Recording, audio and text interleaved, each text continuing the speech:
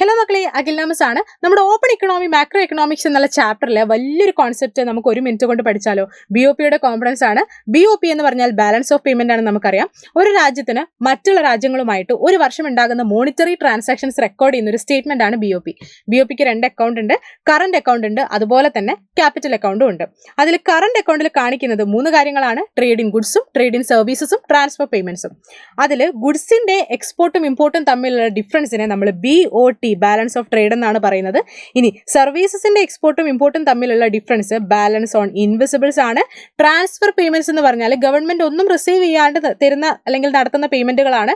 ഗ്രാൻഡുകൾ, ഗിഫ്റ്റുകൾ, സ്കോളർഷിപ്പുകൾ ഒക്കെ അതിൽ വരുന്നുണ്ട്. ഇനി ക്യാപിറ്റൽ അക്കൗണ്ടിലും 3 കാര്യങ്ങളാണ് ഉണ്ടാവുക. ഇൻവെസ്റ്റ്മെന്റ്, എല്ലാ കൈൻഡ് ഓഫ് ഇൻവെസ്റ്റ്മെന്റും, ഡയറക്റ്റ് ഇൻവെസ്റ്റ്മെന്റും പോർട്ട്ഫോളിയോ ഇൻവെസ്റ്റ്മെന്റും ഒക്കെ അതിൽ വരും. അതുപോലെ തന്നെ എക്സ്റ്റേണൽ ബോറോയിങ്സ്, പുറത്തുനിന്ന് വാങ്ങുന്ന ബോറോയിങ്സ്, ഷോർട്ട് ടേം ബോറോയിങ്സ് ഒക്കെ അതിൽ വരും. ദെൻ എക്സ്റ്റേണൽ അസിസ്റ്റൻസ്, പുറത്തുനിന്ന് കിട്ടുന്ന അസിസ്റ്റൻസുകൾ, ഈ വക കാര്യങ്ങളാണ് നമ്മുടെ ക്യാപിറ്റൽ അക്കൗണ്ടിൽ ഉണ്ടാവുക. ഇതാണ് BOPയുടെ കോമ്പണൻസ്. നിർബന്ധമായും പഠിച്ചു വെക്കണം. 1 മാർക്കിനൊക്കെ നിരവധി ചോദ്യങ്ങൾ ഇതിൽ നിന്നും വന്നിട്ടുണ്ട്. സോ എല്ലാവർക്കും ഇത് ക്ലിയർ ആയിട്ടുണ്ടാകുമെന്ന് വിചാരിക്കുകയാണ്. താങ്ക്